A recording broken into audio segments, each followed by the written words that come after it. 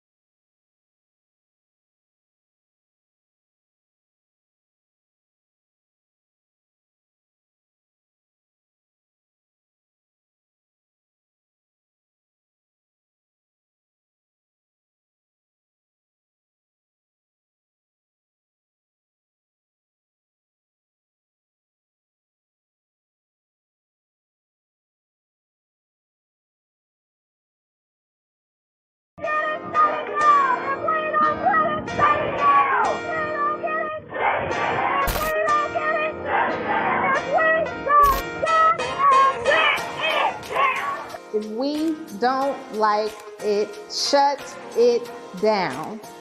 When I think of those words, I think of accountability. Now is the time more than ever for us, Black communities, as well as brown communities, to hold those individuals and those public institutions that step up to serve us accountable. And how do we hold them accountable? The only way that we can do that right now is by protesting to the polls and exercising our right to vote on or before November 3rd, 2020.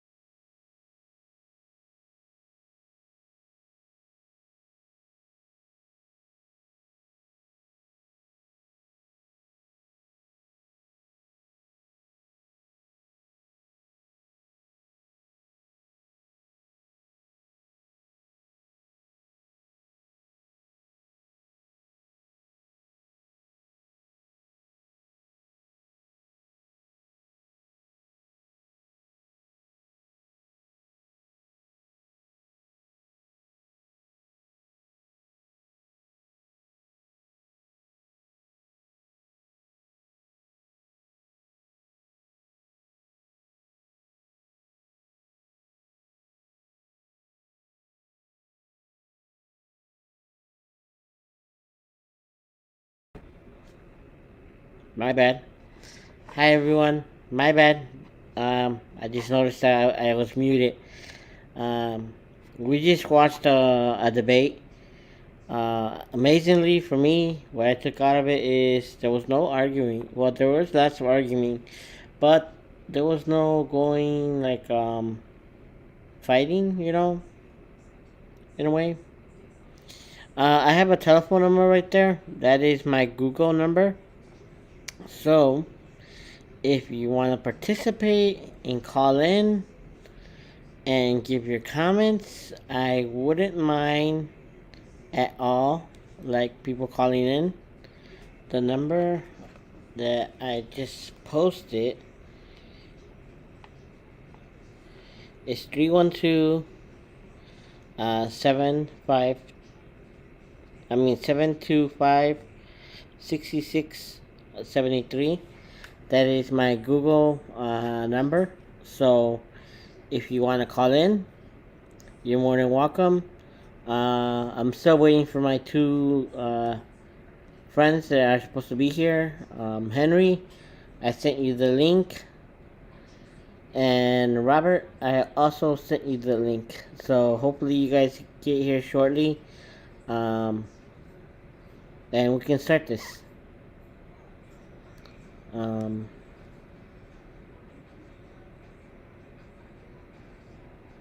Okay.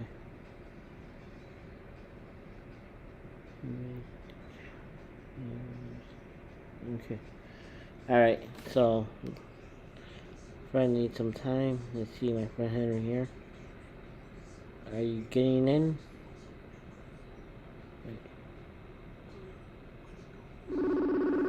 Give me 1 second, people.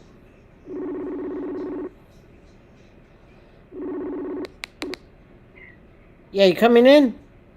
Yeah. Okay, okay. I I'm just still looking at a little bit of the Channel 9 news and some of the stuff they're talking about. Oh, yeah, okay. yeah. I'm on right now. That's why. Oh, so you're wasting my time then. Yeah. See, All right. see, you're on TV. Yeah. Oh, Yeah, fascinating. yeah, I fascinating. could do it, on my own. Is there an echo, anyone? Ha ha ha ha ha ha. I'll see you in a little bit. All right, cool. All right, cool. All right. All right, See you in a bit. Bye. bye. You can even text on that number. You can leave a text, and I will be able to read it. If you don't want to call in, leave a text, and I'll be able to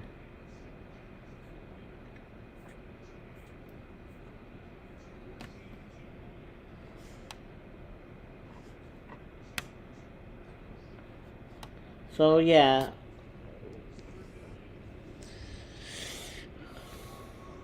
What else can I say about this guy? I mean,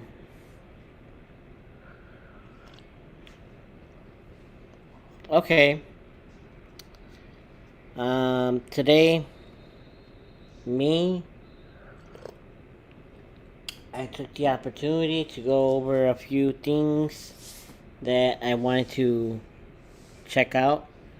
I'm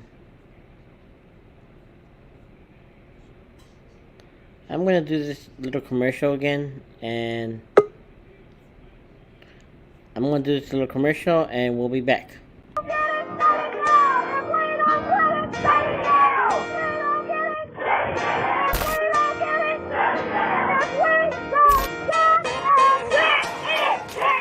If we don't like it, shut it down. When I think of those words, I think of accountability.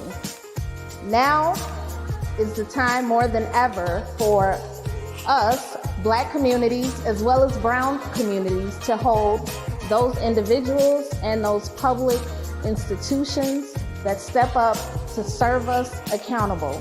And how do we hold them accountable?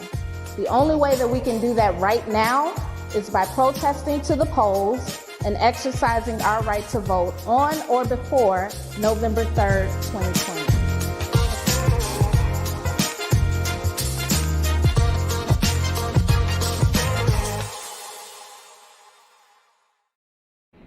And we're back. All right. All right, and there we have it. Yeah, Shut it there you down. go. Shut it down. Shut it down, man. Shut it down. Shut it the fuck down. What happened? Man, what happened to? What happened to your hat? What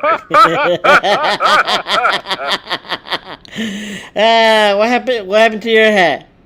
My head, I gotta charge it up. I should I should have done that. I should have had it ready. Yeah. Yeah. When did you When text, did you text me, man? About what? Nothing. Never mind. Charging the hat? Jesus. No, I No, I didn't ain't even charging it. I didn't even think. You know, I do enough with my mouth. Ah. Okay. We got our friend here, Where's Robert. Where's the Dump the chump. Can you guys hear me? Yeah. Can you see us? Yeah, I can see you. All All right. right. Okay. You and your.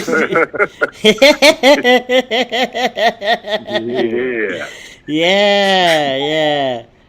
All right, Is people. Is that tickle me up or boogie me? All right, people. Look at him. Look at you. You got a number right there on the screen. It's 312 725 6673. That is my Google number. So you can call, leave a message. You can call and I'll put you on here. We can't We get can't get callers on the line? Hell yeah, we could take callers on the line. All right, cool. cool. Yeah, we could take callers on the line. If you want to be a part of this, send me a message. Yeah. There's room for others. There's room for others. You don't necessarily have to call in. Just let me know. Send me a chat message saying that you want to be in it, and I'll be happy to send you the link. You know, but I want to say all that before we start this conversation. Oh, What yeah. did you guys think about the debate tonight? It was a debate, and pretty much what I expected. You know, I mean, I liked the way that Biden he kept talking to the people instead of talking to Trump. trying to fight his way from his barrage of bullshit. And when I look at boy, I mean, the statement. You heard the statement. I think that I've done more aside from possibly Abraham Lincoln, who friggin' freed slaves. He's done as much more than any other president. Never mind the civil rights stuff that went down too. So wow. I mean. I don't know how anybody could talk or debate this guy because he's such a narcissist and a pathological liar, obviously. Obviously. He forgot about the last debate, how he was telling his people, to stand back, stand down. Is that him shaking his head no? Yeah, there you go. Lincoln is saying, oh, hell no. Hell to the no now.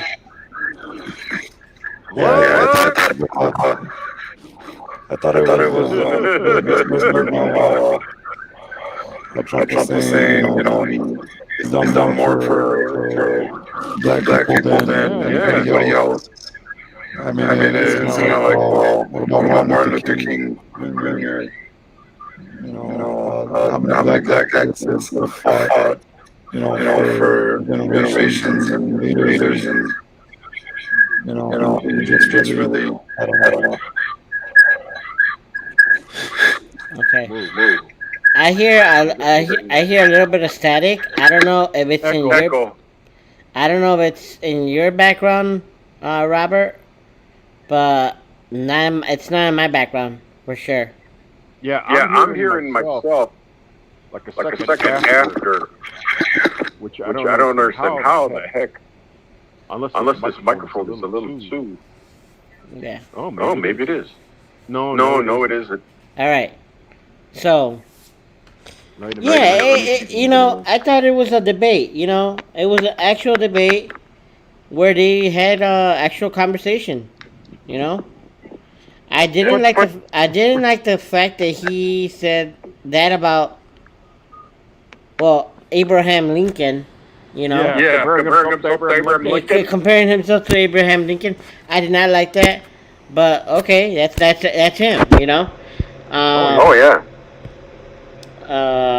But although you know Biden got him back, he started calling him Abraham Lincoln. Yeah, I know he did. And then he tried to act like if he. What? You don't know who the hell I am? What are you? You for Lincoln? No, I think you're an asshole, but yeah. Yeah. You think you're Lincoln, which is fucked up. He should be able to say that. That's fucked up shit. You think people believe that? Wow. Honestly, I think if people were, like, if there was no censorship whatsoever, and you can say whatever curse words you can say, I honestly don't know how well the debate turned out. Oh, well, you know, it would have been a swear fest. A what? You know, a swear fest if they could.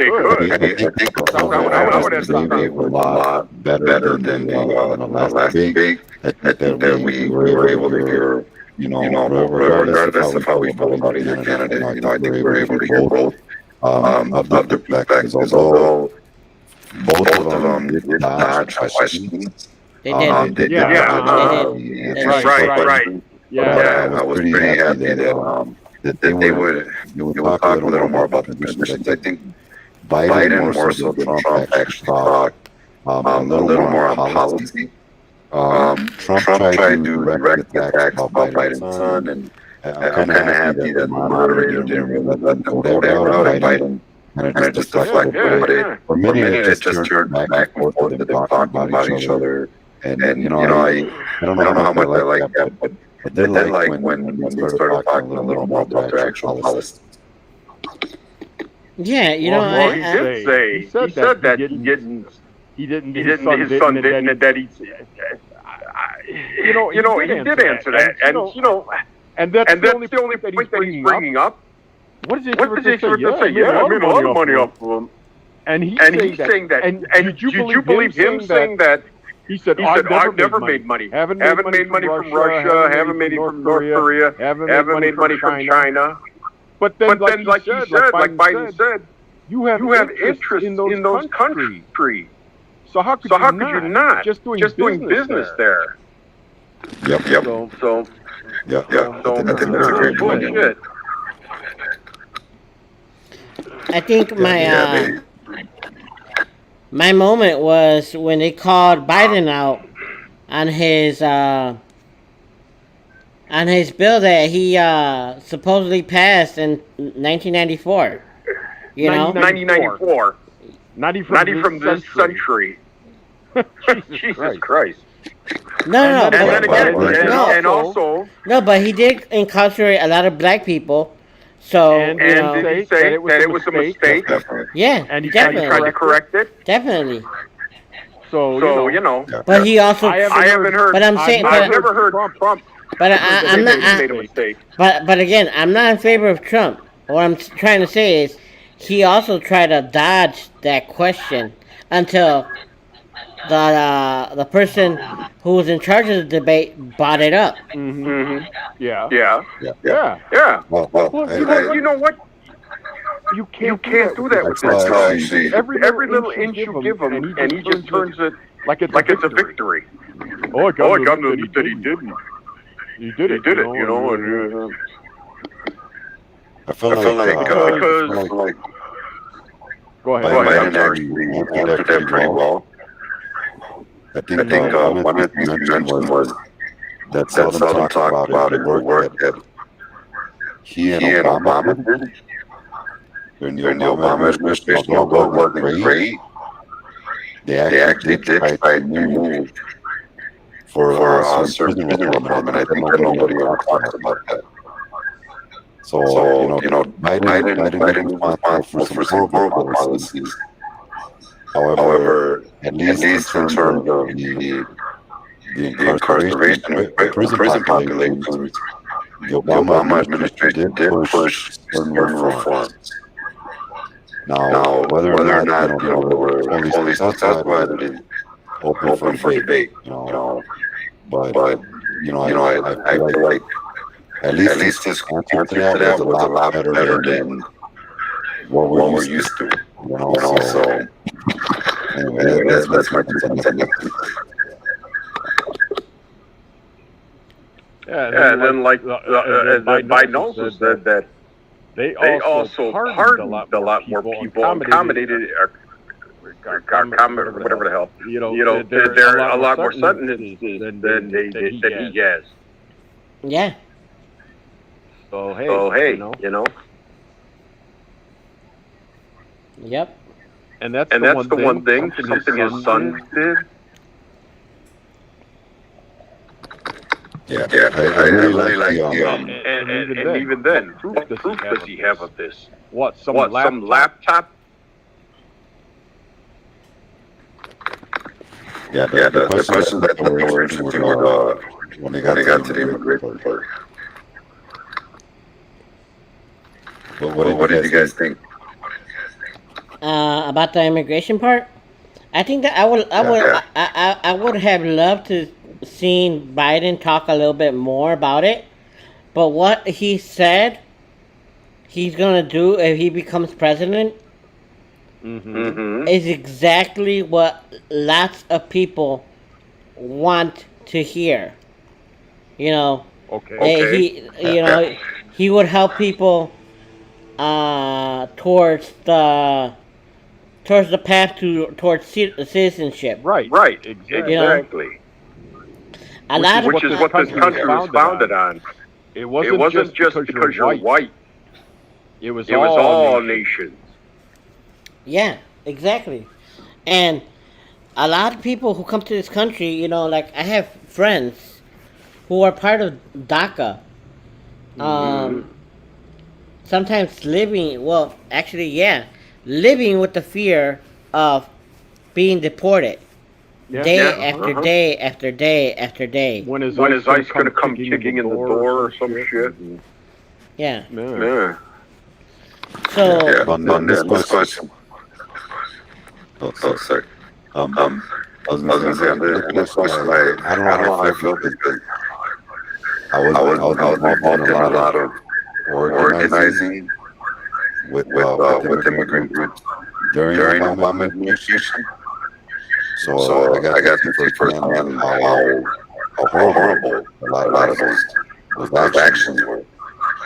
However, seeing comparing what was done back to what is currently done, it's like I don't want to say 10 times worse.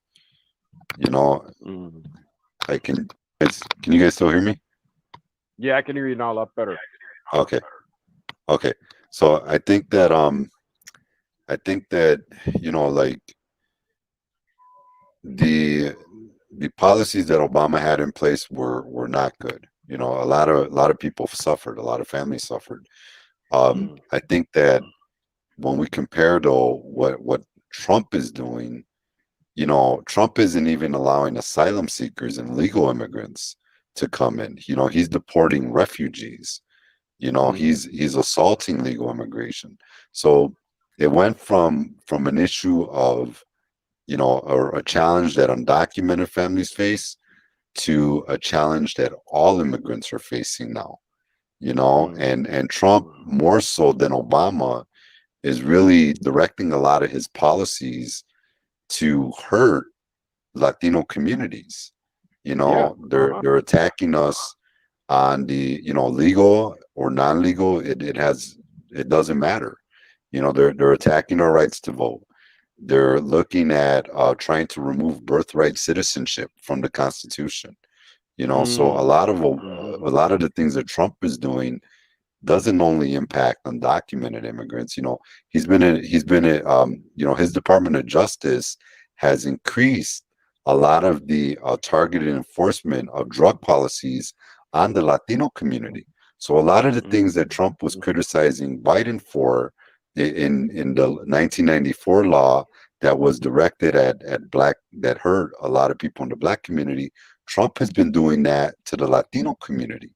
So I think that that's one thing that a lot of people don't necessarily realize or understand. And I think was her name was Michelle Alexander wrote the book about the new Jim Crow.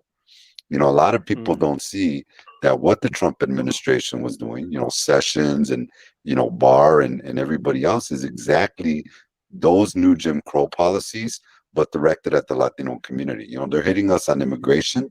They're tearing families apart. They're also hitting us on drug enforcement. They're going into our communities, enforcing the drug laws that, similar to the way that they were doing that to the black families in the 1970s. So I think that, again, going back to the immigration thing, it's, in my view, the assault on the Latino community is much greater than just, immigration. It's, we have to look at comprehensively what the Trump administration has been doing to target us. Yep. Yeah, from the get-go, it seemed like this is his main rallying point with the wall and everything else. Once again, he's coming down on people who are at least from this continent. Not even he and his family can say the same thing. Most Americans can't. Especially white. These are people who were here, just like the First Nation. The people, the natives that were here ahead of time. I mean, how are you going to tell someone who is from this continent that they don't belong here? They were in this continent long before they were. And so, God, to me, that's ridiculous. But only a white devil would want to do that, because that's crazy. I mean, and that's what I mean. That's part of his running. I mean, another dictator did the same thing with the Jews. They used the Jews to bring their agenda and go to war over it too. Definitely. I totally agree with that. Well, what do you feel about that, Chewy?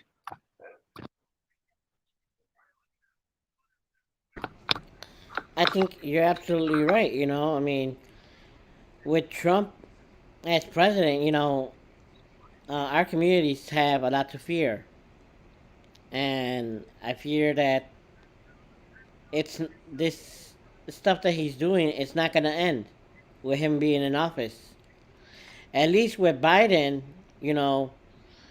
I'm not saying that Obama was a saint, because we know he deported a lot of people. But at least with Biden, I see a glimmer of hope. Well, if anything, now is the time. Because of the things with the whole Black Lives Matter and for brown and black are on everybody's mind. Because now we're seeing it. It's like friggin' obvious. Not just with the through the protests and stuff. You see why? Every week it was like somebody new who got victimized by the police in one way or another. It's like it never ended. And then I'm surprised it stopped and it wasn't as bad as it was. Or worse, I should say. Yeah. I think that we went from it being an issue of immigration to it being Trump is in quote, or he's assigned people that have been accused of white nationalism, such as Steve Bannon and Stephen Miller, to positions of power in his administration. These people have, they have ties to white nationalist organizations and philosophies, ideologies, and they've been directing his immigration policies. So I think that when we look at this, it went from an issue of legality to really showing its ugly racist face.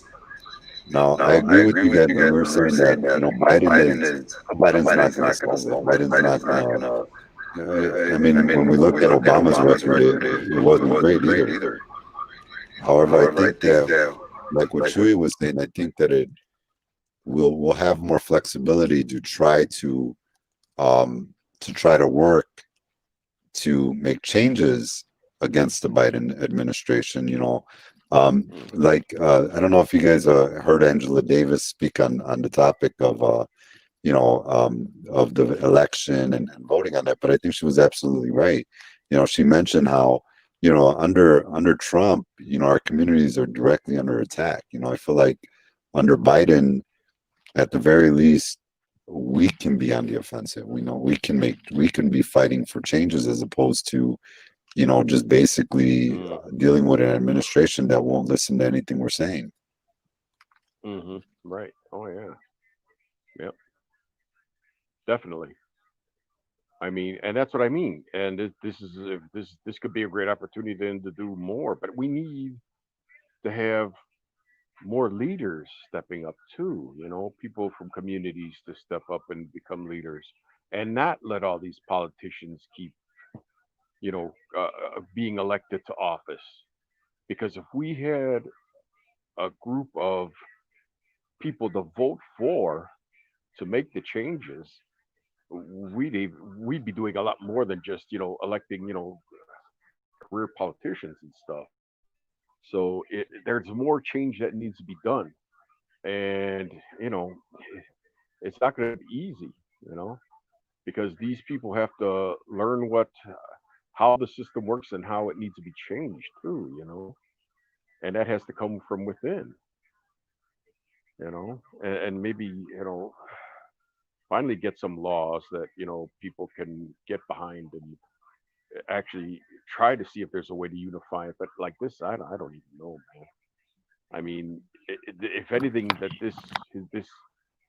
this presidential campaign that this guy's run for the last 4 years, it shows actually how divided this country could be. I mean, God, his rallies and stuff. I mean, look, they're showing one now on Channel 9. I'm seeing all white people at his rallies. I mean, does it have to get more obvious than that? Jesus.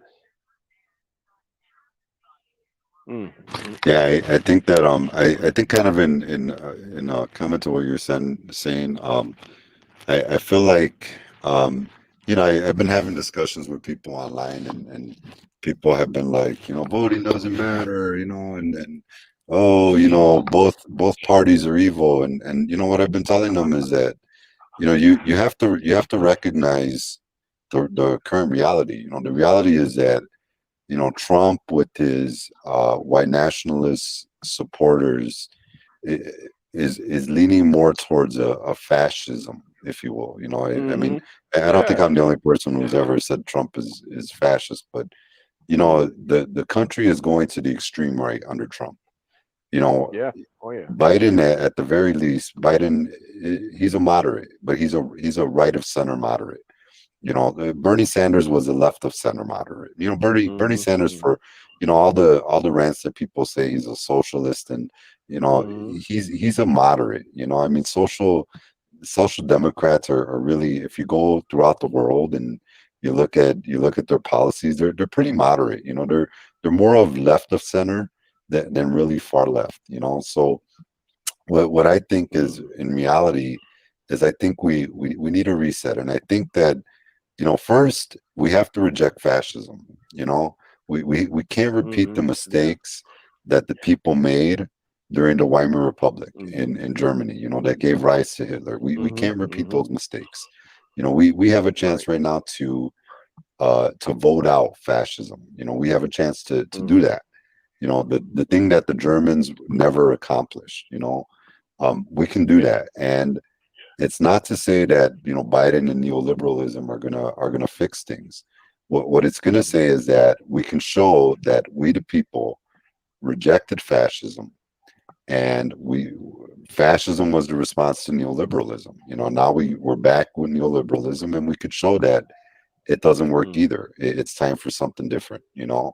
Yeah, Um, Then the flip side of that, if we don't reject fascism, the only thing we're going to do is empower it, and we're going to empower it not only here in the United States, but throughout the world.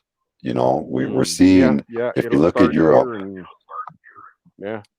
it's already done that. You know, when you look at what's going on in Europe, you look at a lot of nations in Europe, you see more far right candidates emerging. You know, and Donald Trump only helped to inspire them even more. You know, look at Brazil. Look at the right wing leadership in Brazil. Look at the right wing leadership in countries in Europe. You know, Poland. You know, other nations, Italy, are struggling with this rise of right wing fascism, if you will. You know, and really, what we need to do is we need to demonstrate that it's a losing strategy, because what happens is when people see somebody like Trump in the United States running this fascist nationalist rhetoric and winning electorally, they're inspired to do the same. You know, and we got to show that it's not a winning strategy.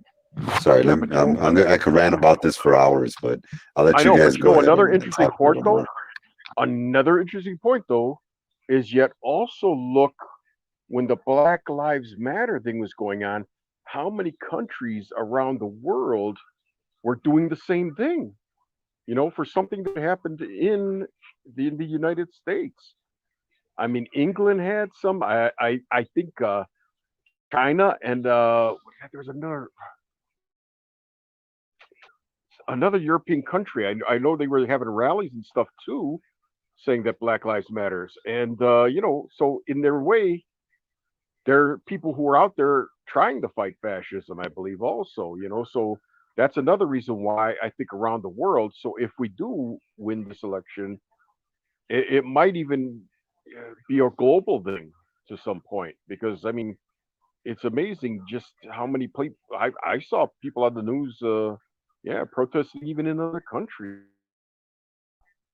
I mean, the guy from Star Wars, he was out there. He got a little from Disney over that because he was doing a little bit too much, which is amazing to me if he's doing it on his own time, not doing a movie, or that they could have a problem with it unless they're worried about backlash from, and I don't know, maybe that's just something a lot about the Disney company, if they could be against him protesting and stuff. I mean, geez. But yeah, so I'm hopeful on that end too, What do you think, Chewy? So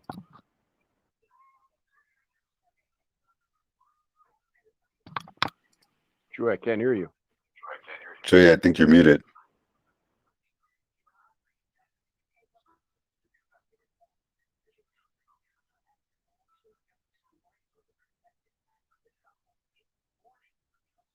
No.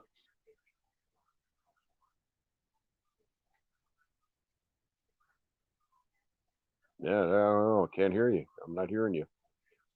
You are not coming through.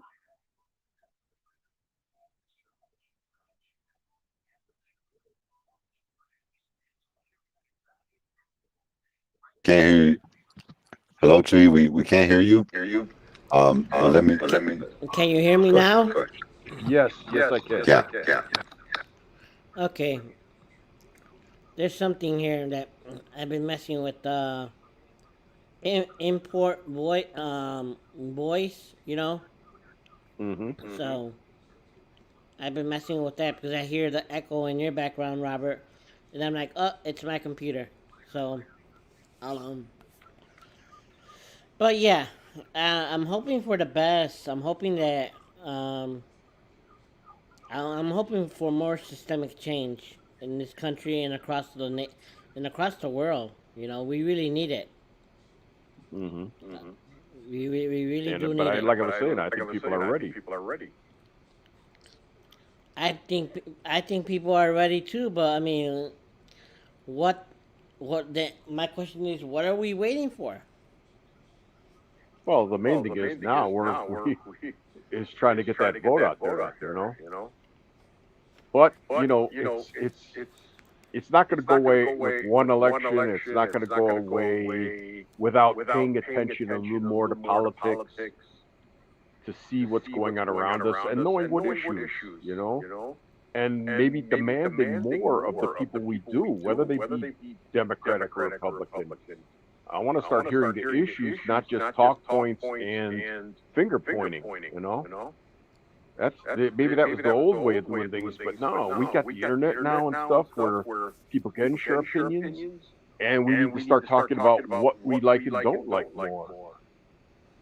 And what kind of programs are available, and if there are any that we have ideas for to get behind. Yeah. I mean, like, You know? earlier today I was talking to someone from the IRRC committee, Institutional Rescue and Recovery Coalition. Okay. I was talking to them. We have this thing, our mission statement, and we talk about our mission statement, and we have had speakers talk about, prison reform, and how there's people in prison in there. I'm like, well, something that I would love to see included within our mission statement, since we're talking about prison reform, it's something to include people who get out of prison and end up in those type of institutions, like a nursing home. You know? For that they would be for that they would have to do for that we would have to do a lot of research. But the fact of the matter that we start doing something about changing the system and the way it is, it's something that needs to happen now, not later.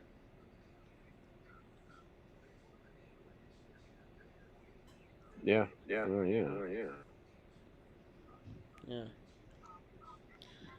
What do you think, Robert?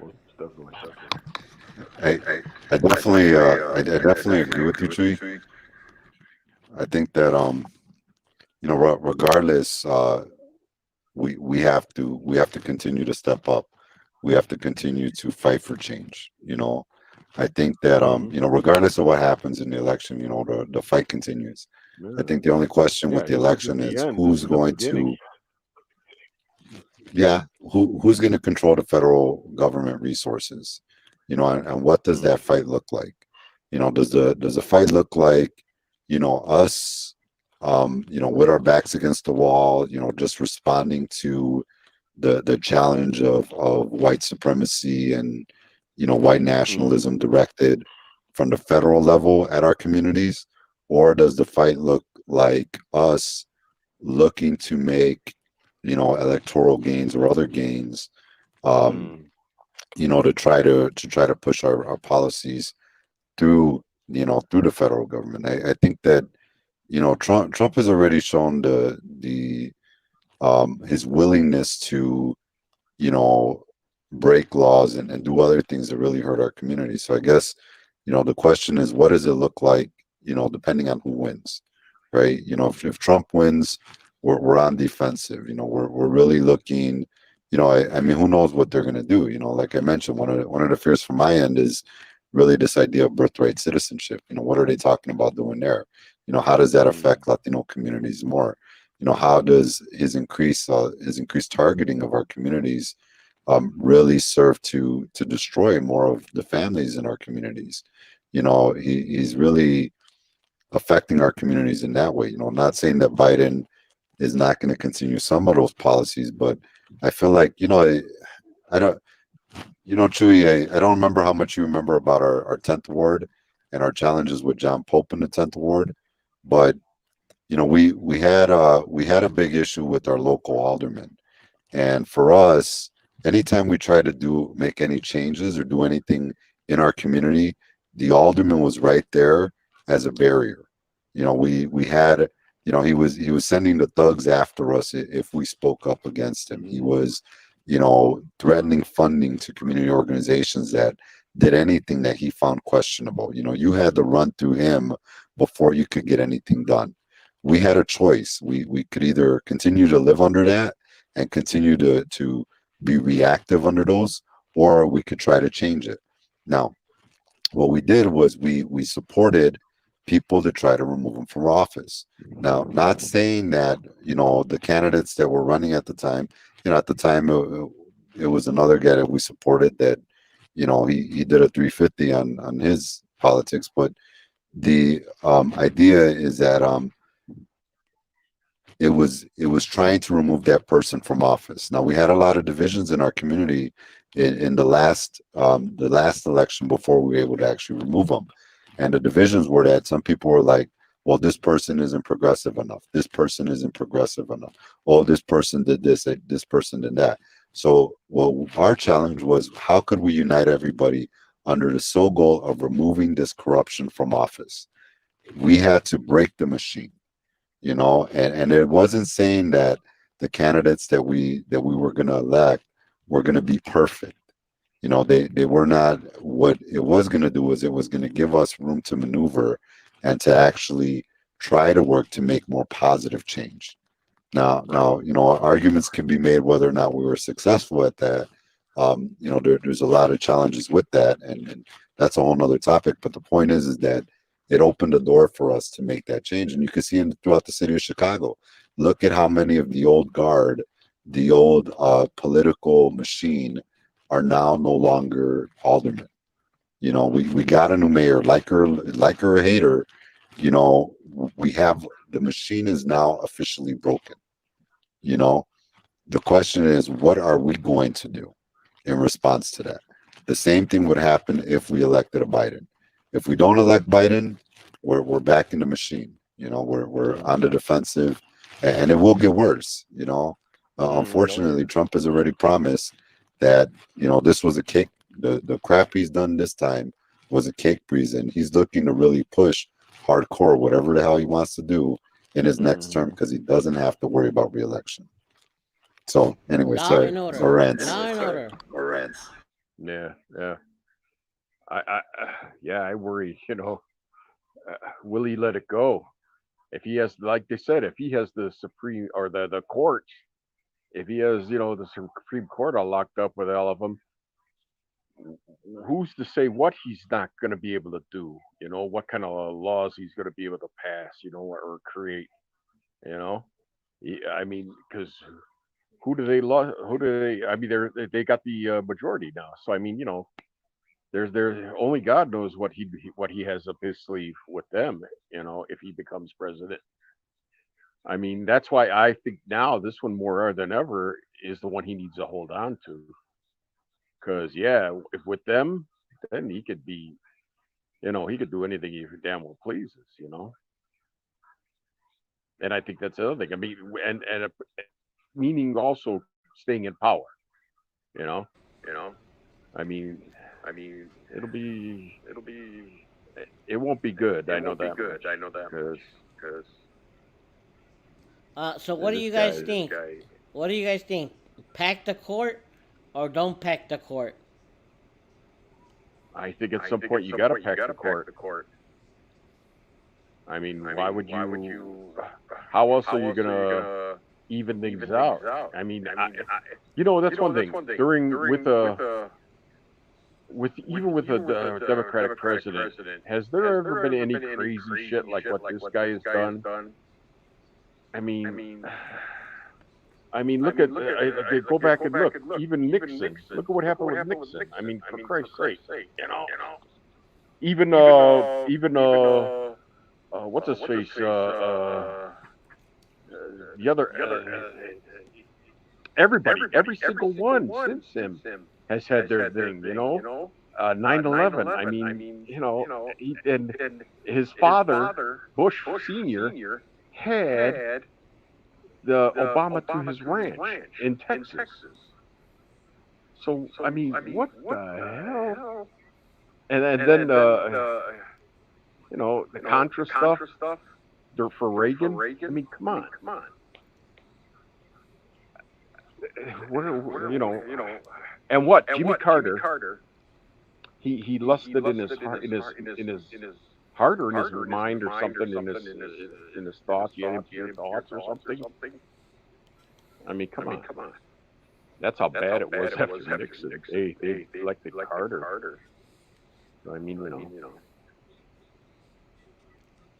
I mean, all I'm gonna say is I was watching the show before the debate. Yeah. On channel on MSNBC. Right. Okay. And so they showed the picture of Biden kissing his son, affectionately, Yeah. And then they compared it to how Trump talks about his daughters on national TV. Wait a minute. He said that he would date his daughter. Yeah. So they're what are they saying that he's gay? No. What I'm saying is, no. I love that one. I love I that know, one. Yeah. That's a good one. I saw that. No. They were saying how Biden was affectionate toward his daughter. No, Biden was Biden. No, they were saying Trump. Yeah. They were saying that Biden was being criticized bad, how he was showing affection to his son, but they don't criticize Trump by saying that he will date his daughter. Yeah, I know. I know. Yeah. Tell me about it. I mean, I kind of want to talk about that. What you were mentioning before about the court packing issue. Yeah, court I packing. think that's actually an interesting issue. I don't know. I think Biden's kind of said that he's just not a fan of it, and they want to wait to see what happens. So I think that is kind of a good call. I think that one of the things that we've seen is that the Supreme Court, in several of its past couple of decisions, at least with Ruth Bader Ginsburg in the court, was actually able to have more moderate positions, despite the fact that Trump put in certain people. So it's possible that the court can try to maintain some degree of objectiveness.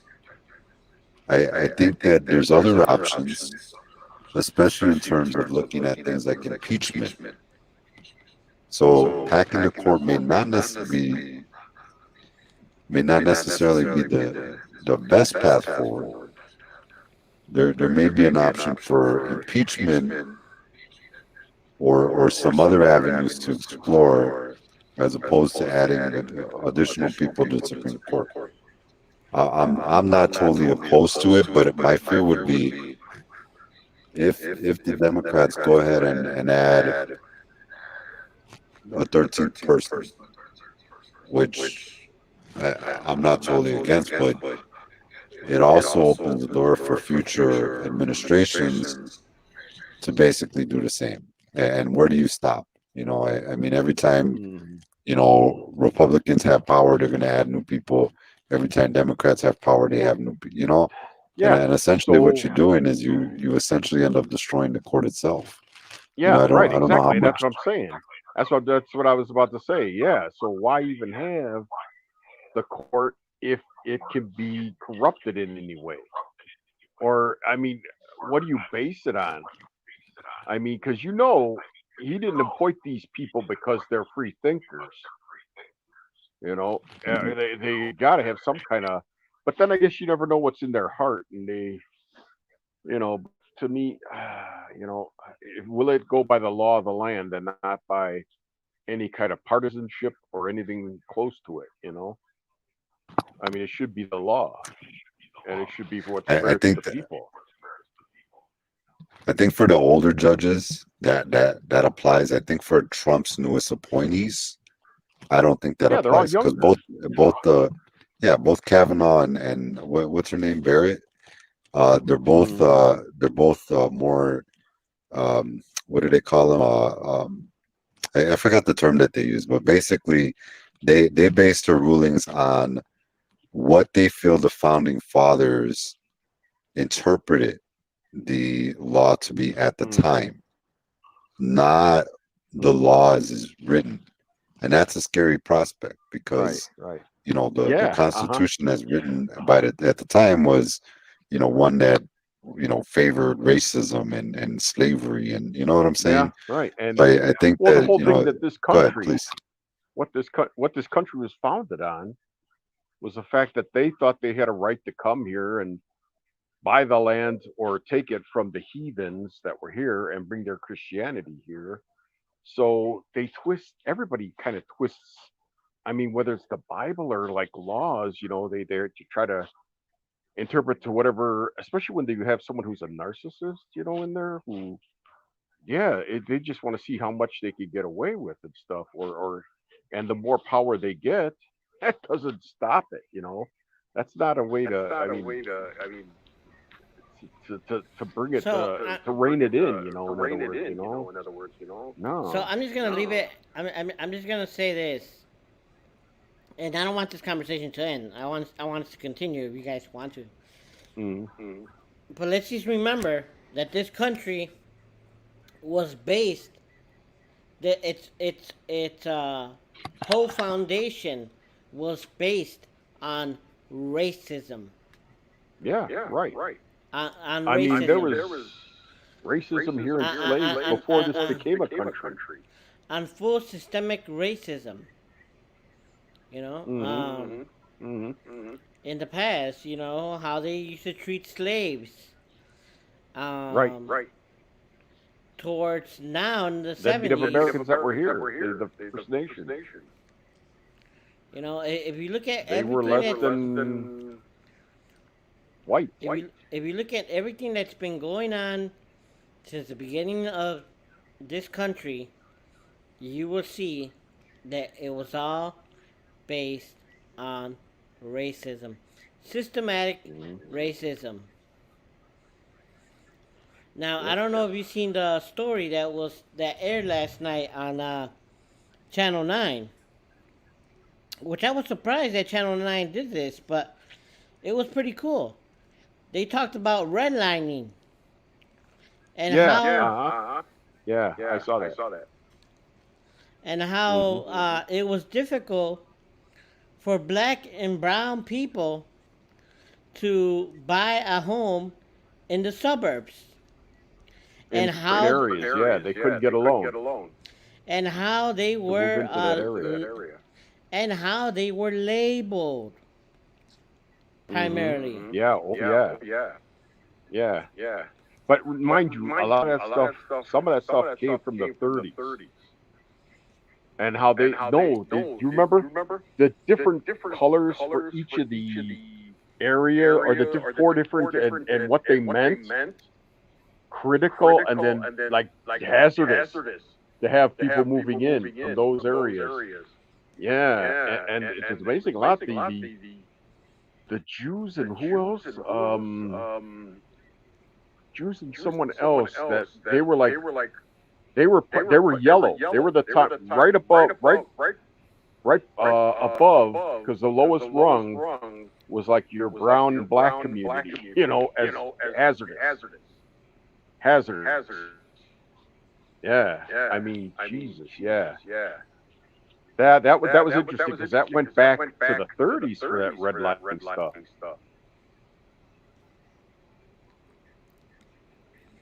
So I want to throw something that's going to be controversial here.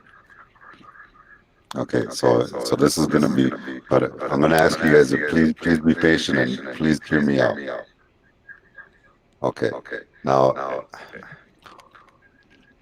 I want to say, had this been me years ago, I would have totally said yes. You're right. Now, I don't want to say that this country has not built on systemic racism. But what I want to say is that it was not based on racism. It was based on the goals of providing those Europeans that were looking for their freedom. Yeah. It did not acknowledge our freedom or the freedom of black people at the time. But I believe that when the Europeans migrated here, they were looking for their freedom. I feel like in the process, our freedom was overlooked. Now, I want to make that point clear because I think, we have to, what we have to do is we have to acknowledge that, our friends and allies that are from European backgrounds have also faced challenges. Yeah.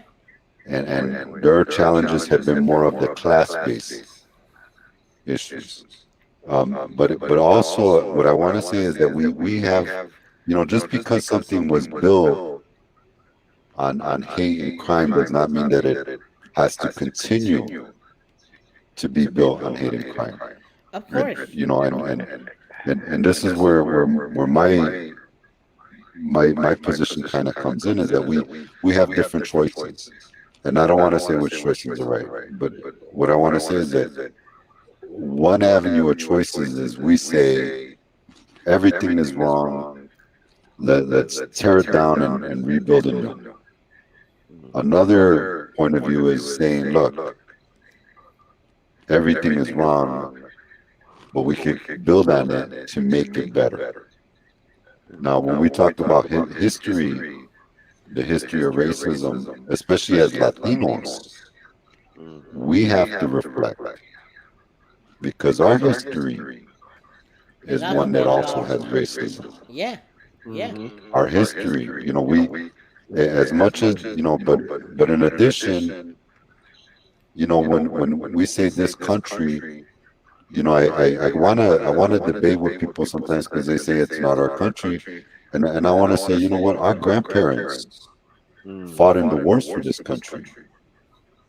Our families have worked to build this country. So, I think we have as much right, and it's debatable if, maybe our ancestors had more, but we have as much right to this land as everybody else. But in doing so, I think we also need to acknowledge that we aren't the only ones. We have to acknowledge the black struggle. We have to acknowledge, the indigenous struggles. We have to acknowledge the struggles of poor working class white people. We have to acknowledge the struggles of the new people, of the newer, the Asian immigrants, the Indian, the other migrants that are becoming greater populations, and their struggles.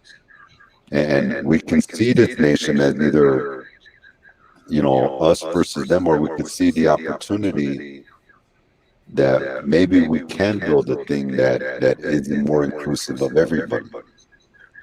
We might be able to do that, maybe not, but it's, it's open to debate. But I just want to kind of make that distinction, because I think that sometimes we don't necessarily, we're kind of dragged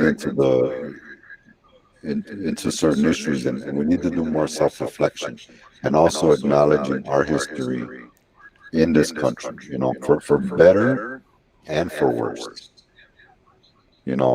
Because nobody's hands are clean of anything. Right. We've all, and still to this day, we all still do things that are not right. But I think that we need to change it. But anyway, I'm sorry. Let me let you guys talk for a minute, because I'll keep ranting. Well, yeah, because one of the guys who works here, he's Latino, and he's a nurse, and he was saying that he likes history, And yeah, definitely, man. Mexico. They pretty much sold away the rights for California and Texas by these, so that that through because when they with that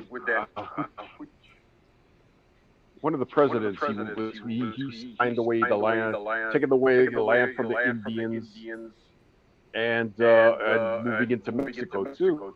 Another one of the presidents. Oh, that's why they had the big gold rush, right? Before he deal with Mexico, some of the officials there, and and they used the Alamo to kick that one off. So that was interesting. So yeah, even Mexico, man. Part of that, the whole reason why they don't have California anymore is because they let it go. And Texas. It's a big country. Well, even here in the United States, I mean, you look,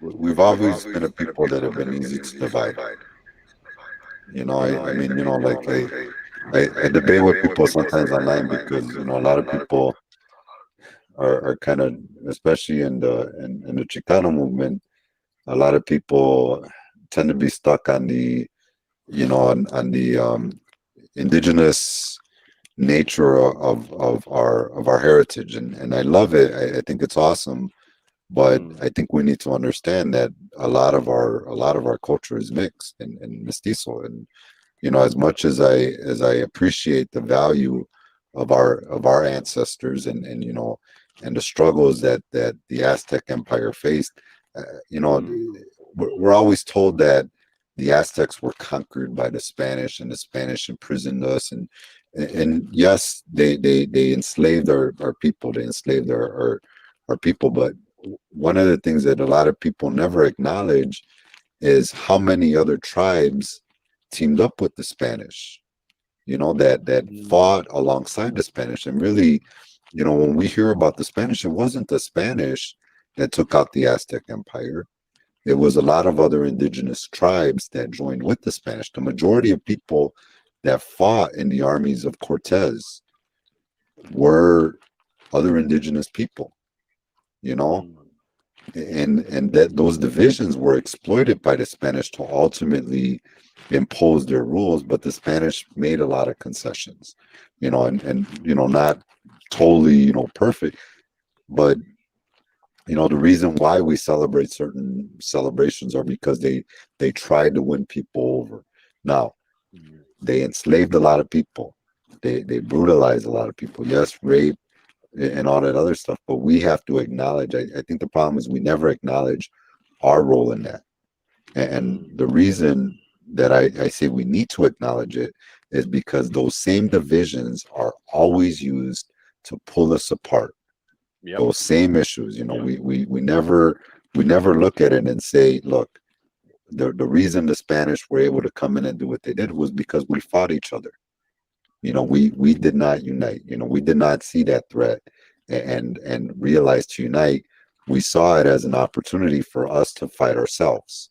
And the same thing always happens. You look in our communities today, when the rich gentrifiers come in, what do we see? Oh, some of us see an opportunity to fight other of our gente. Our gente see an opportunity to go and enrich themselves and to exploit each other. You know what I'm saying? And this happens constantly. It happens in Latin American countries with the U.S. The U.S. goes in, and some Latin American leaders see it as an opportunity for them to win power over their opposition. They never see that divide and conquer portion of it. And it's not to say that that we're always going to be one united people, but it's also to say, look at our allies. Look at our allies in the struggle as well. Why are we fighting poor working class white people when they're kind of in the same struggle with us? You know what I'm saying? And it's not to say that classism is only our struggle, because it's not. I mean, there's allies to be made there, but there's also a need for us to look at stopping the divisions within our own community.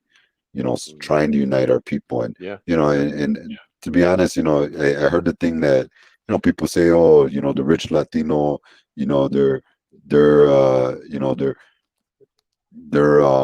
they're worse than the they're as bad as the poor or as the rich white person. That's not it. That's not true. The rich black or Latino person is gonna get beat up and assaulted by a police officer as fast as a poor one. You know what I'm saying? Mm-hmm. I mean, we need to acknowledge both the class issue, but we cannot deny the race issue. We cannot deny the racism, supremacy within this country, and it's within the existing structure of the country. Sorry, guys, go ahead. No. Yeah, you're absolutely right.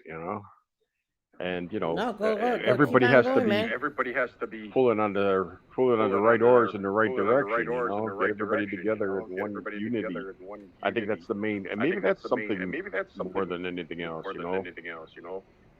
Getting people to participate and helping things to move in a proper direction. And maybe that's the one thing. Hopefully, through Black Lives Matter and stuff, that maybe people are getting more civic minded.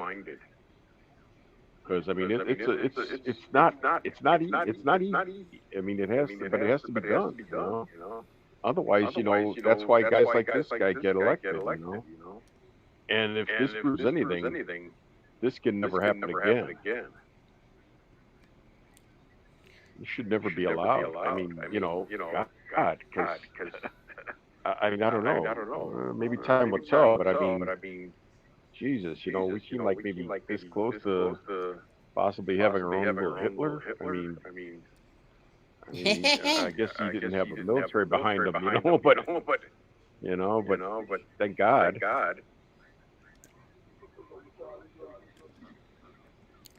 I mean, all I can say is that this election is gonna be a make or break moment,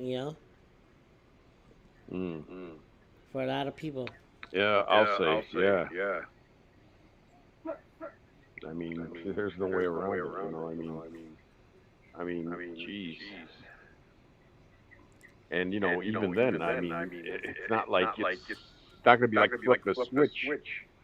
I mean, how long is it gonna take just to undo some of the stuff that the damage this guy has already done too?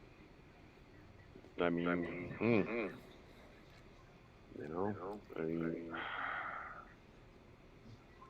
it'll be interesting to see because and I said this always before. You wait and see, because that's another thing I wanted to say about Trump brought it up. He said that wait, there's going to be layoffs and stuff. And the world's going to go in the biggest recession ever if he wins. And I've seen that before, where as soon as a Democrat president, there's big layoffs coming next year. So it's like businesses always ramp it up more for Republican presidents, and they slow it down Pretty during much. Democrats. Pretty much. So that's the other thing. Economically, they're going to have that kind of a problem. So hey.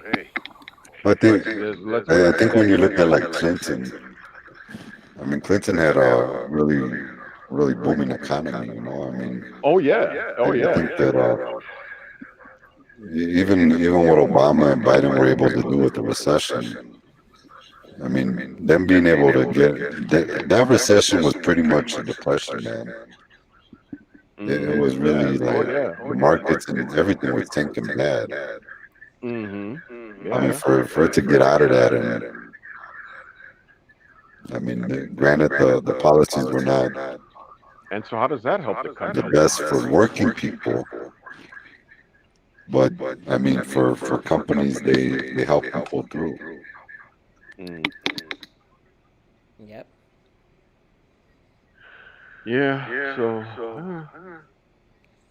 Let's see Yeah, what because happens. I remember during Clinton, my friend who lives out in the suburbs, he said that they had buses that were bringing in workers from the city in Chicago out in the suburbs just to work at McDonald's and some other fast food places out there.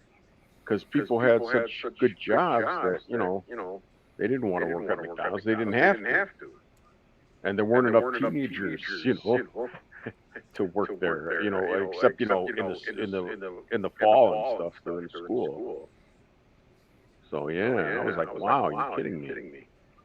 Yeah. Wow. All right. All right, guys. Better move back to the city.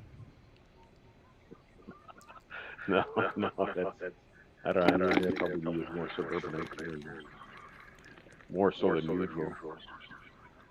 Archie, you were saying something? No, Time to wrap it up? No, I was gonna say that, but I was gonna also mention. You mentioned the suburbs. I just remembered about a few weeks ago, Trump signed something into law, making it harder for Black and Brown and Latinos to get housing in the suburbs. Really? Jesus. Really? And then he came out on the news saying something about middle class white women. Aren't you glad now?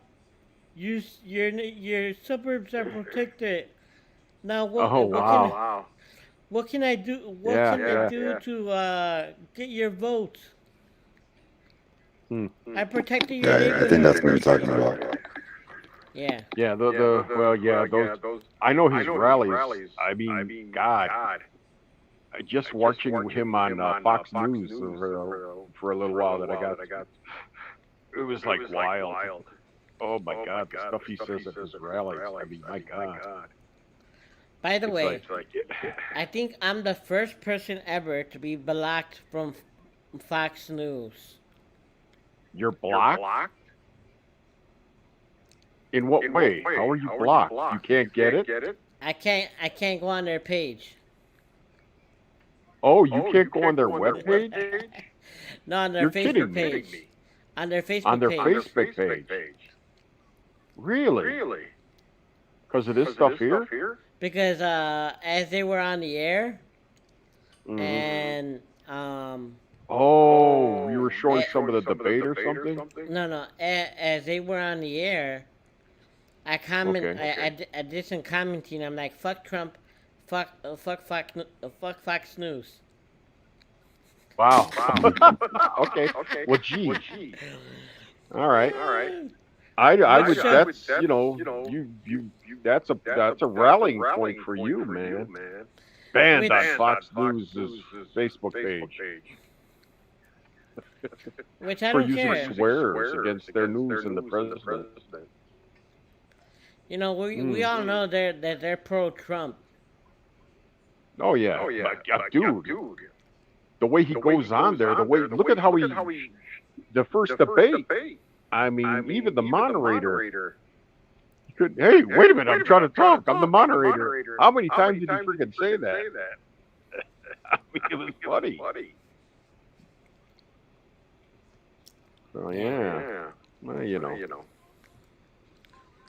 But he found a home. There you go. He got it up. Let me see if I can blow it up.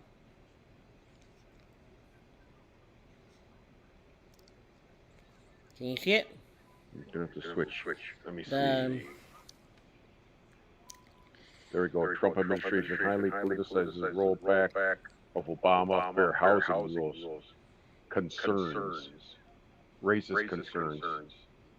Yeah.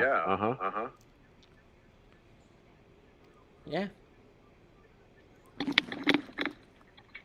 Wow. Yeah, so definitely, I think a lot of people don't realize the Trump administration and who they actually they instilled to run different agencies like HUD, Mm-hmm. and some of the things that they've been rolling back in terms of fair housing and affordable housing. Mm-hmm. The I forgot the name of the guy that Ben Trump Carson. assigned it. Well, didn't Ben Carson die? Isn't he the one who's in charge of the housing? I don't It know. was Ben Carson, but I think somebody else. Oh no, that wasn't Ben Carson that died. No, I think you're right. I think Ben Carson still is right. Who was the one that died, bro? I don't know. There was one like one of the Trump guys that ended up passing. He died from COVID. What was his name? Oh.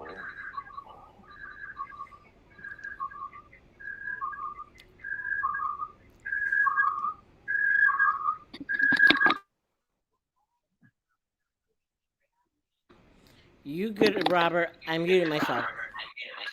Okay. Anyway, the thing is that organizations like or agencies like HUD have been pretty much rolling back a lot of the fair housing practices that the Obama administration had actually instilled.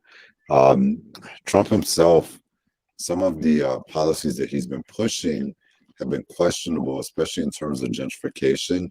Like I know this is probably debatable, and like I know I'll probably get pushback from this, but there's been like a lot of argument about how beneficial opportunity zones actually are.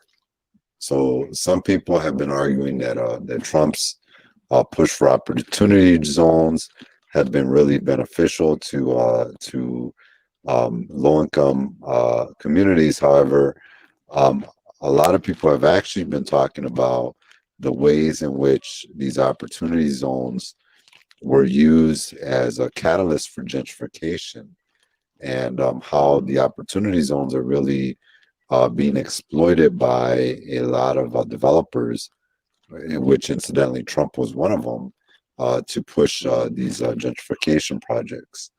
Um, Ben Carson, yeah, he is currently HUD secretary. Sorry, dude, I mistook him. I couldn't remember the name of that one guy. I don't know why I thought it was Ben Carson, but yeah, Ben Carson and HUD, they've been destroying a lot of the affordable housing policies, and that's kind of been one of the things that people have been criticizing the Trump admin for. But go ahead. I think you guys wanted to comment more on that. No, because yeah, that's obviously, because I mean, that's what I mean. You give him free reign, this guy, and yeah, too bad they didn't bring this up in the debate too, because I mean, and then nobody talks about disability. I mean, I think that's the least of their problems right now. I mean, but yeah, but no, did you see that thing I sent you, Chewy, about Texas social case managers? They don't have to do same sex or transgender or disability. They don't have to. They don't even have to talk to them. You saw that? I sent it to you on Messenger. Of course, they don't have to talk to them because look who they have in office: a Republican governor. Yeah. A Republican governor. Yeah. Hold on, Oh let me yeah, say yeah, this out right. loud. Yeah, of course. A Republican governor who's also disabled. What?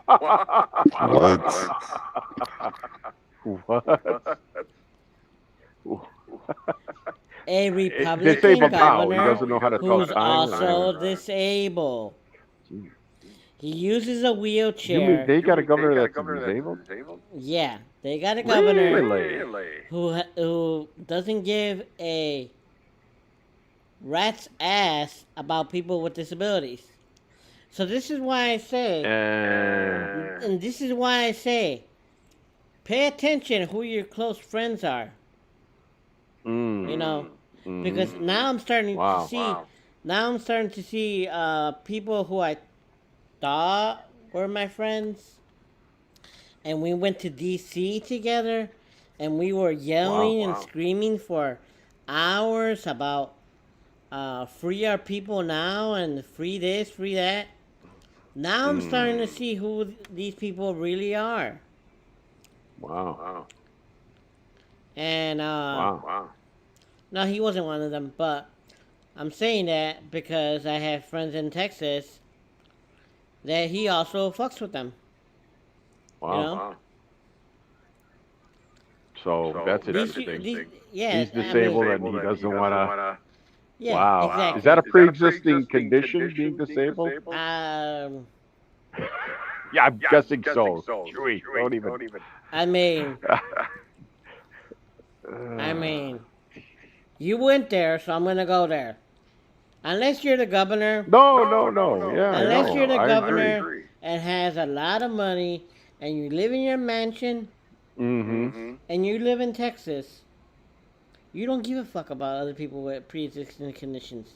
And excuse my language, No. I know. That's but fine, brother. Thank you, man. hey, I was being facetious too, but well, yeah, yeah, you're I being totally. facetious. I'm I gonna go know. there. I know, because yeah, and thank you for going there. Yeah. How does that actually work, Chewy? What do you mean? When he was talking about the pre-existing conditions with that. Being being disabled in itself, I don't think it's a pre-existing condition. Now, if you have diabetes, if you have high blood pressure, if you have any other factors that are considered that are affecting you, then that's a pre-existing condition. Being disabled Mm. in itself, I don't think, I could be wrong, so please, people, call me out if I'm wrong. Being disabled on its own, Or inform us. I don't know if calling us out, but set us on the right path, please. being disabled in itself, I don't think it's considered a pre-existing condition. Hmm. I guess what I'm curious about. Go ahead. Sorry, I was gonna say, I guess what I'm curious about is how does that work with like because they were talking about the Affordable Care Act. Did you all see any benefits or any better programs or any services from the ACA? Well, they screwed it. They didn't. I mean, Obama wanted universal health care like other countries have, and the Republicans wouldn't let that happen. There wasn't a damn thing that, and so they screwed it up as much as they could. I mean, they didn't even have computers when they were able to roll it out that worked properly. So I mean, come on. I mean, and yet Obama gets the blame for that, and then they want to talk about how horrible it was. Oh, it didn't work. It didn't. Yeah, if he had done what he did with his executive orders and getting both the House and the Senate together, or the Congress, I mean, yeah, I mean, he probably could have got a lot more stuff passed, and I mean, universal health care. I said, I saw a thing on 2020, like, oh my God, 8 years ago or some shit now, that was talking about Toyota, how much GM spends for their employees, for their cars, and how much Toyota makes or spends. And they spend like billions of dollars to help keep their employees safe, or not safe, but house medical stuff. Toyota, zero, because they have universal health care. So I mean, on that end, look at your bottom line then. When you don't have to worry about healthcare. All that money, that billions of dollars you're spending, could go to developing, better gas mileage for cars, alternative fuels, alternative power, green power, and stuff like electric and stuff. So and your shareholders alone. hey, if we had universal health care, boy, think how much money we'd save. But no, because then the healthcare system would say, "Oh, hey, wait a minute, where's our money?" You know. So, you know, that's what I mean. I thought, oh my God, are we gonna get universal health care? But then no, no, no, no, no, no. And then, like he says, and I like what Biden says. That's what I thought. That's a great idea.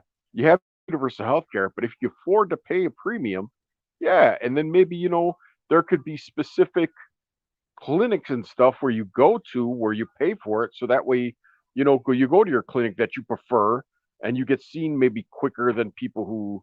But really and truly, if they had more hospitals and stuff too, or better clinics, and maybe educated people to use the clinics instead of going, because trust me, I know from working at a hospital how people come to hospitals for birth contraceptive, check just to see if they're pregnant or not. I mean, so You know, yeah, you know, they do abuse, emergency rooms. I was gonna say, one of the things that I wish people would talk more about when they talk about the idea of universal health care is how much of most salaries is really taken out to Mm, provide healthcare services. So when you go, one of the things that you do when you're going for jobs is you're really, especially when you're an older adult, is you're really evaluating the position based on not only the salary that they're providing, but also the healthcare services that they're providing. mm-hmm. And And the one of the big possibly even issues benefits. that's exactly what I'm talking about is the healthcare benefits. And a large part Well, of what the companies are providing, they're not giving you the full pay that you deserve because they're offering you these benefits. They're offering you this whole package, right? And these packages that they're getting at they're getting it deals from these insurance companies because they're enrolling so many people for them.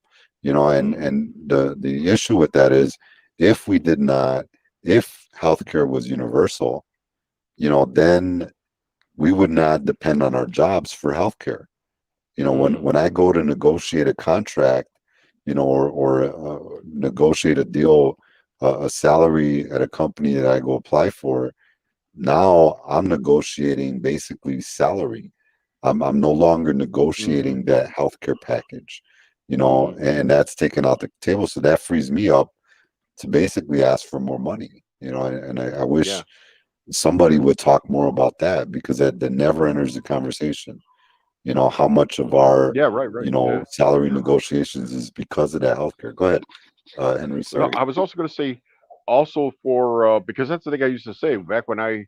It seemed like when I started working at Swedish Covenant Hospital, it was then where you invested in stuff like that for so many 5 years, and they stopped doing that, and that's when they started to kind of mess around with Well, I don't think it was then, but when I was working at Swedish Covenant, they merged for a short time with Northwestern, and so we could our insurance that we got from there, we could go to Northwestern, we could go to Swedish, or we could go to Evanston Hospital because those were the three hospitals in the system.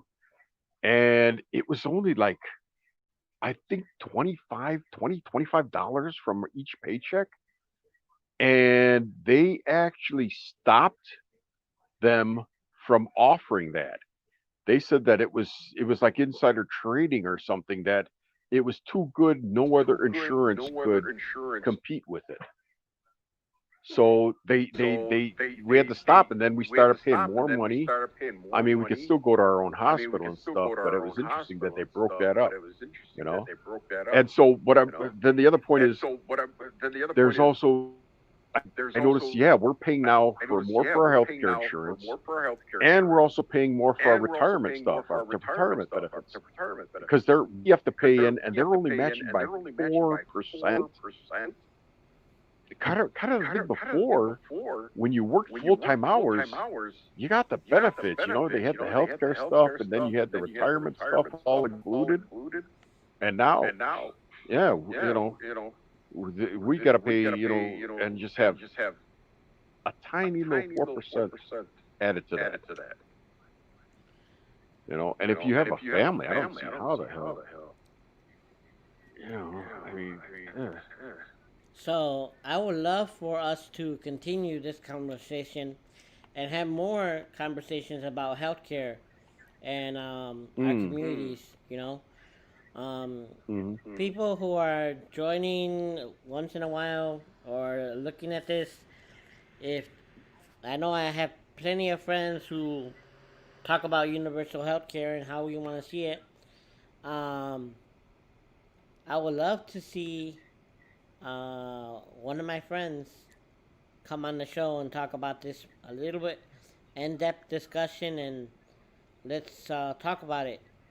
I know some of you who I just sent an invitation are probably having problems getting in. So what I'm gonna do next time is I'm gonna have this show on Zoom. Even though I'm not gonna be able to, even though I'm not gonna be able to broadcast to many people, as long as I'll be able to broadcast to my Facebook, and then we can share from there. That would be great. So, for those of you who are interested in having a conversation about healthcare, justice, or any other topics, immigration. any other topics, like I said, immigration. I would I want to encourage you to Fridays. I'm available. Let's have a conversation. Friday nights, I'm available. Let's have a conversation. I'll put my link on Zoom on my page, and you will be able to enter, and we can have a discussion about healthcare, because there's lots of conversations that we need to have in order to. We started talking about the debate first of all, and we ended up talking about healthcare and universal healthcare, and that's a conversation that we need to go in depth. In-depth discussion. My friend here was saying let's get benefits back to full-time workers, man. Yeah, let's get benefits back to full-time workers. Have you still been involved, Chewy, in the healthcare movement? Healthcare movement, human rights movement. I'm all over the place. So, this is not That's awesome, bro. This is not the end, but this show is to be continued with more shows.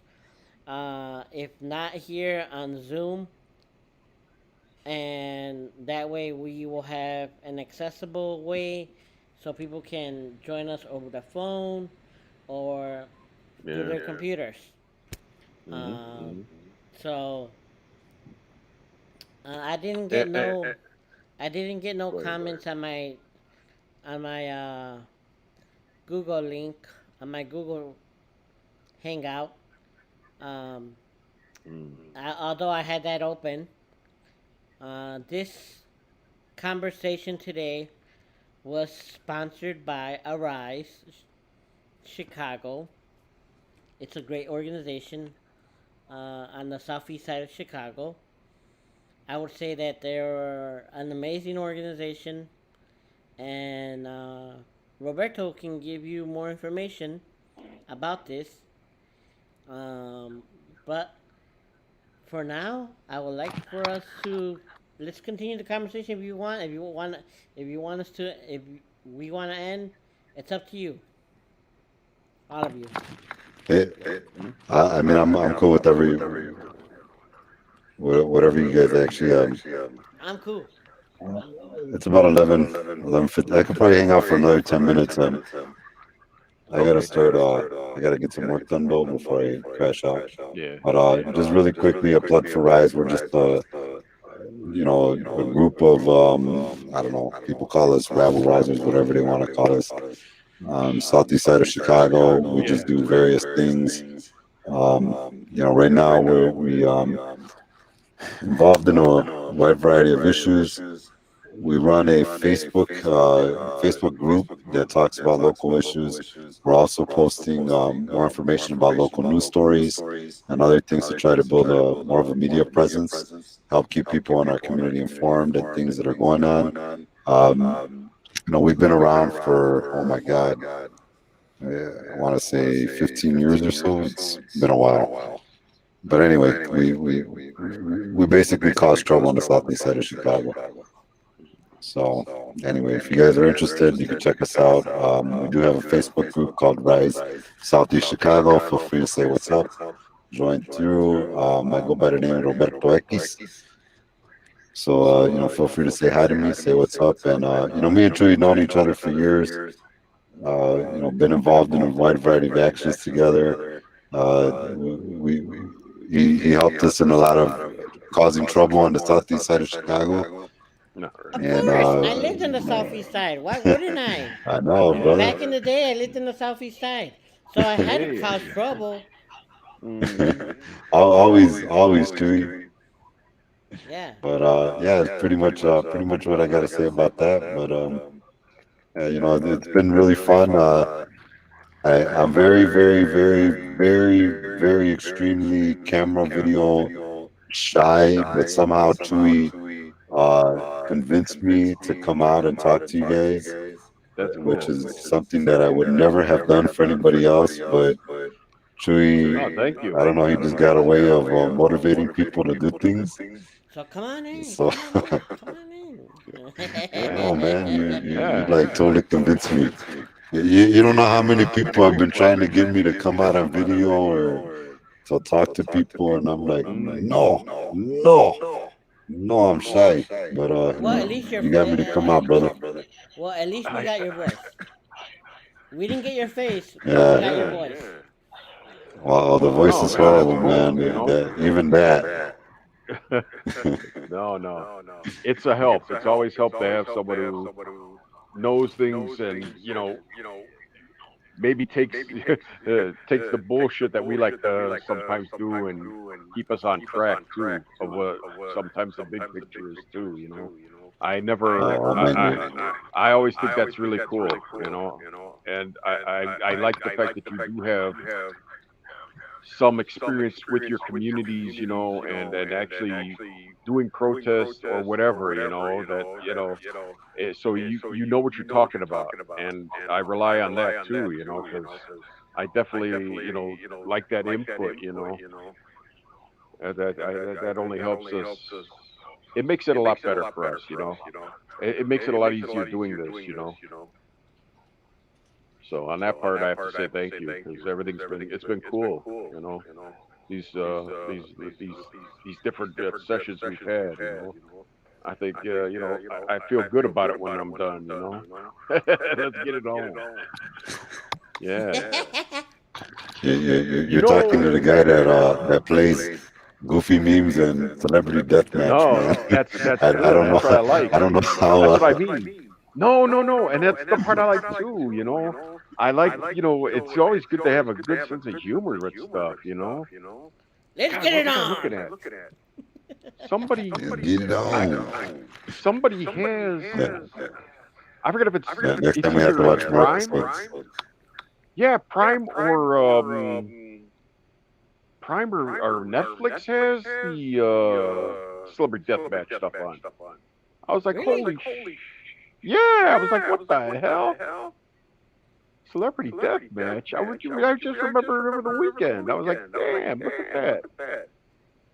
Yeah. Okay, Prime or Netflix? I gotta. Yeah, look for I that. gotta look and find it again because I was like, what the hell? What's that doing here? But yeah, cool. I was like, oh, look at that. It was 4 seasons or something. I wonder if they have seasons, and I wonder if they made one about Donald Trump and Joe Biden. That would be awesome. No, it was from the 90s. It was clearly from the 90s. They might have had Donald Trump on there, but But they have to make one from this year. I mean, come on. Oh, It's an wait a minute. election. You know what? Yeah, if they're redoing it, yeah, definitely they would have to. Oh God, yeah. Oh hell That yeah! would be I interesting. I would pay money just to see that. Oh yeah. Right. Yeah. I think it's Even all if madness, it's a people. even if it's a Yeah. cartoon. Oh yeah. Yeah. All right, guys. Beautiful. We call it a night. Yeah. Yeah, it's good stuff, man. Thanks for having me, guys. All right. Hey, oh yeah. Thanks you Yes, for sir, bro. joining too. Yeah, it was good. It's always interesting. All right, guys. Peace out, bro. Peace All out. right, bro. I will talk to you soon. Okay. See you next time. See you next time. All right. Talk to you later, Chewy. All right.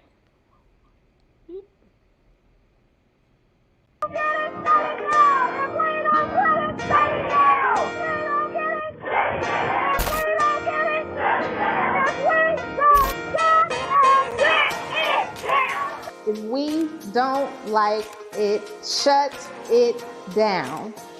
When I think of those words, I think of accountability.